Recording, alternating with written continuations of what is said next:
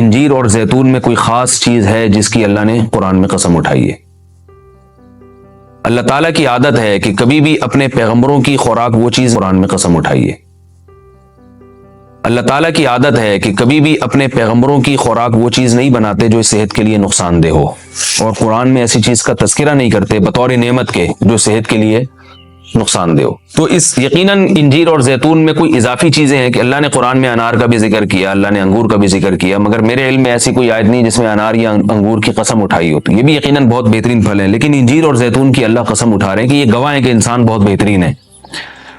تو اس سے ایک تو پتہ یہ چلتا ہے کہ ہمیں انجیر اور زیتون کو اپنی خوراک میں شامل کرنا چاہیے۔ آج کل کیا کھایا جا رہا ہے؟ چائے پی جا رہی ہے، گٹکے کھا رہے ہیں لوگ، پان کھا رہے ہیں، الٹی الٹی چیزیں، بازار سے بنی ہوئی چیزیں، دودھ پیک خرید کے پی رہے ہیں جس کے دودھ ہونے پہ ہی شبہ ہے کہ پتہ نہیں یہ دودھ ہے بھی یا نہیں، اور ایک سوچی سمجھی سازش کے تحت بازاری چیزوں کو پروموٹ کیا جا رہا ہے، اس پہ اشتہار بازی پہ خرچہ کیا جا رہا ہے، ڈاکٹروں کو باقاعدہ خریدا جاتا ہے اور وہ جعلی چیزوں کے فضائل لوگوں کو سناتے ہیں۔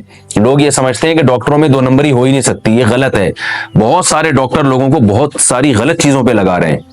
تو یہ بازار کی چیزوں سے آپ اجتناب کریں، اور وہ چیزیں جو اللہ نے انسان کی خوراک کا حصہ نہیں رکھی ہیں، سگریٹ اللہ نے انسان کے پینے کے لیے پیدا نہیں کی ہے، ہیروئن، چرس، یہ سب نشے کی چیزیں ہیں جو ہمارے مذہب میں ویسے ہی حرام ہیں، تو ان سے اجتناب کرنا چاہیے۔ انجیر اور زیتون کے کیا فضائل ہیں؟ میڈیکل سائنس نے ثابت کیا ہے، اور حکیم جو ہیں، ماہر حکیم ہیں، طبیب ہیں، وہ بتاتے ہیں کہ یہ دو ایسی چیزیں ہیں جو انتہائی طاقتور ہیں، لیکن ان میں کمال یہ ہے کہ یہ آپ کے جسم میں چربی نہیں پیدا کرتی اگر اعتدال سے ان کا استعمال کیا جائے۔ ہم دیکھتے ہیں کہ جب بھی کوئی چیز بہت زیادہ انرجی دیتی ہے ہمیں، تو ساتھ ساتھ ایک اس کے ساتھ مصیبت یہ ہوتی ہے کہ وہ موٹاپا بھی لاتی ہے، وہ چربی بھی بڑھاتی ہے، وزن بھی بڑھاتی ہے۔ لیکن انجیر بہت طاقتور چیز ہے، نہ صرف یہ کہ آپ کے جسم میں چربی بڑھاتی نہیں ہے بلکہ چربی کو ختم کرتی ہے، کولیسٹرول لیول آپ کا گراتی ہے۔ یہ زیتون میں بھی ایسے ہی ہے کہ زیتون آپ کی صحت کے لیے انتہائی مفید اور بہت طاقتور ہے، اور کولیسٹرول لیول آپ کا کم کرتا ہے، لیکن یہ ضروری ہے کہ اعتدال سے ہو۔ اگر آپ بہت زیادہ کھانا شروع کر دیں گے تو پھر زیتون بھی چربی پیدا کرتا ہے۔ ظاہر ہے اعتدال تو ہر چیز میں ضروری ہے۔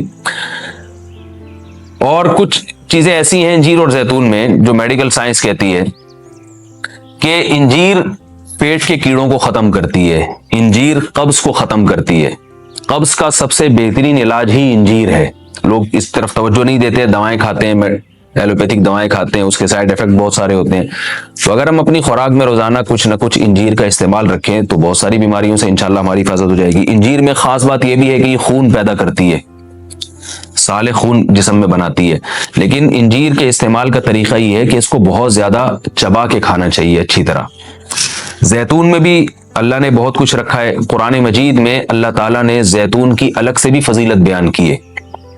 فرمایا کہ اللہ نے اپنے نور کی مثال دی ہے قرآن میں، اللہ نور السماوات والارض مثل نورہ کمشکاۃ فیہا مصباح المصباح فی زجاجہ الزجاجۃ کأنہا کوکب دری یوقد من شجرۃ مبارکۃ زیتونۃ لا شرقیۃ ولا غربیہ۔ اللہ نے فرمایا کہ میری مثال اس نور کی ہے، یعنی ہدایت کی ہے، کہ جیسے کسی اندھیرے میں کوئی چراغ رکھا ہو۔ اب اس چراغ میں اللہ نے مثال کس دی ہے؟ یعنی زیتون کی دی ہے، کہ وہ چراغ جس کو زیتون کے تیل سے جلایا جا رہا ہو، یعنی ایسے تیل سے جو مبارک درخت سے نکالا گیا ہو۔ تو اللہ نے وہاں بھی قرآن مجید میں سورہ نور میں بھی زیتون کے درخت کو اللہ نے مبارک درخت کہا ہے۔ ایک اور مقام پہ قرآن مجید نے زیتون کی تعریف کی ہے، فرمایا کہ وَشَجَرَةً تَخْرُجُ مِن طُورِ سَيْنَاءَ تَنبُتُ بِالدُّهْنِ وَالصِّبْغِ لِلْآكِلِينَ۔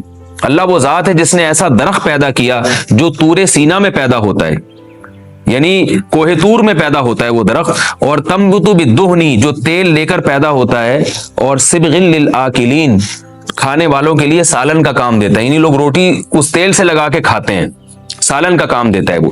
تو اب یہاں مناسبت دیکھیں کہ اللہ نے زیتون کا اس آیت میں ذکر کیا اور ساتھ ساتھ بتایا کہ یہ وہ زیتون ہے جو کوہ طور پہ پیدا ہوتا ہے، اور کوہ طور ویسے ہی ایک ایسی جگہ ہے جہاں اللہ نے لوگوں کی ہدایت کے لیے وحی کو نازل کیا۔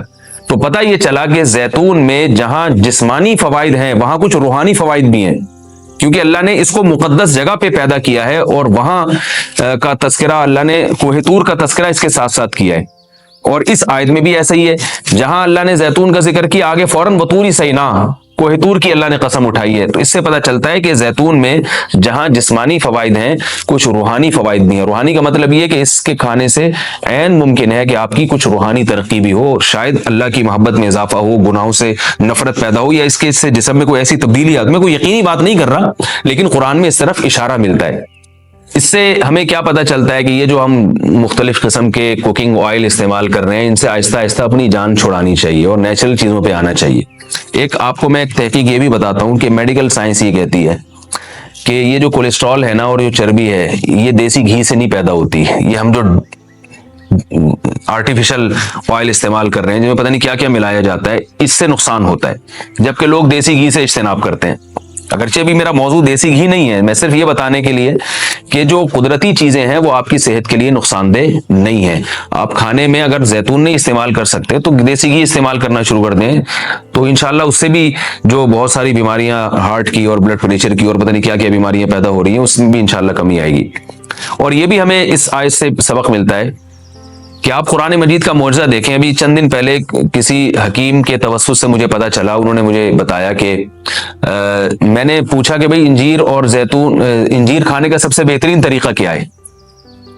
تو ان حکیم صاحب نے بتایا کہ آپ انجیر کو زیتون میں ڈبو کے استعمال کریں، یعنی انجیر کے ٹکڑے کریں اور 2-3 چمچے زیتون کپ میں ڈالیں اور اس میں انجیر کے ٹکڑے کر کے ڈبو دیں۔ آپ اس میں رات کو آپ ڈبو دیں اور صبح اس کو استعمال کر لیں، وہ زیتون بھی کھا لیں ساتھ میں۔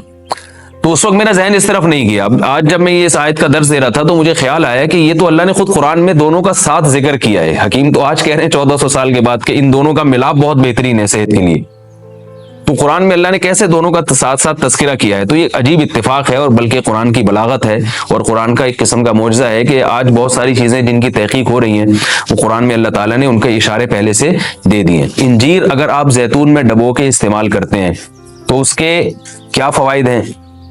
ایک فائدہ تو یہ ہے کہ انجیر کو چبانا آسان ہو جاتا ہے، ورنہ انجیر بہت سخت چیز ہوتی ہے، اس کا چبانا آپ کے لیے مشکل ہے۔ جب آپ اس کو زیتون میں ڈبو دیں گے، آپ صبح جب کھائیں گے تو آپ کو پتہ چلے گا کہ وہ نرم ہو گئی ہے، اس کا کھانا آسان ہے۔ اور دوسرا فائدہ یہ کہ اس سے زیتون کا کھانا بھی آسان ہو جاتا ہے۔ آپ اگر زیتون ویسے ہی چمچہ بھر کے پیئیں گے تو جو لوگ زیتون کے عادی نہیں ہیں ان کے لیے مشکل ہے اس طرح سے پینا، وہ ٹیسٹ گین ہوتے ہوتے کافی ٹائم لگتا ہے۔ جب آپ انجیر کو زیتون میں ڈبو دیں گے تو کیا ہوگا کہ وہ کافی حد تک تیل جو ہے وہ انجیر اس کا جذب کر لے گا، پھر جب آپ استعمال کریں گے تو وہ تیل کا استعمال بھی ہوگا، مگر وہ تیل کی ایک خاص قسم کی جو ایک مہک ہوتی ہے جس سے بعض لوگ جس کو پسند نہیں کرتے، تو اس مہک سے بھی آپ کی جان چھوٹ جائے گی اور آپ وہ آسانی سے کھا سکیں گے۔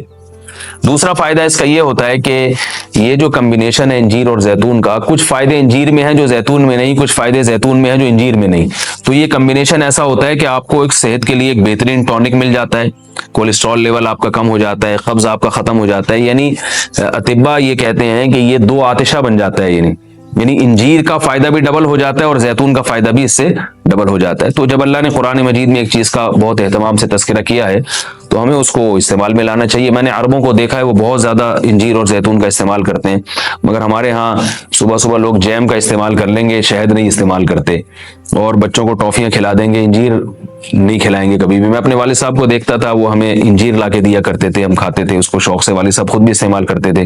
تو والدین کو چاہیے کہ بچوں کو ان چیزوں پہ ڈالیں، میٹھا کھانے کا بچوں کو شوق ہوتا ہے تو آپ ٹافی یا چاکلیٹ کے بجائے آپ ان کو انجیر کھلا دیں، آپ ان کو کوئی ایسے پھل فروٹ کھلا دیں، شہد کھلا دیں، تو ان چیزوں پہ لانا چاہیے، کیونکہ اللہ تعالیٰ نے صحت کی حفاظت کا بھی ہمیں حکم دیا ہے، قرآن و سنت میں اس کا بہت تاکید سے حکم ہے۔ شیر کی شادی تھی، اس نے کارڈ چھپوا کے بولا کہ لومڑی سے بولا کہ جنگل میں کارڈ بانٹو، میری شادی میں کوئی گھٹیا خاندان کا جانور نہیں آنا چاہیے۔ لومڑی نے کارڈ دیا چیتے کو، ٹھیک ہے نا، اور وہ جو بن مانس ہوتا ہے اس کو، ہاتھی، یہ سارے بڑے بڑے خاندانی بھیڑیے خاندانی قسم کے اونچے لیول کے رائل فیملی کے جانور آئے۔ شیر جب شیرنی کے ساتھ بیٹھا ہوا ہے بارات میں، شیرنی دلہن بنی ہوئی بیٹھی ہوئی ہے، اس نے دیکھا بارات میں ایک چوہا ناچ رہا ہے۔ شیر کو غصہ آئے گا کہ نہیں آئے گا؟ شیر کو غصہ آیا، اس نے لومڑی سے بولا میں نے تجھے کہا تھا کہ سارے اونچے لیول کے لوگ آنے چاہیے، یہ گھٹیا نیچ یہ میری شادی میں کیا کر رہا ہے؟ लोमड़ी उसको कान से पकड़ के लाई ना, गिरफ्तार करके, भाई शेर के सामने जवाब दो, तू घटिया आदमी, तू यहाँ कर क्या रहा है जंगल के बादशाह की शादी में। चूहा ना सीना चौड़ा करके शेर से कहते हैं, ज्यादा बातें मत कर, शादी से पहले मैं भी शेर ही था। ऐसी इस्लामिक वीडियो देखने के लिए हमारा चैनल सब्सक्राइब करें और फ़नी वीडियो के लिए भी हमारा चैनल सब्सक्राइब करें। Thank you so much, love you all.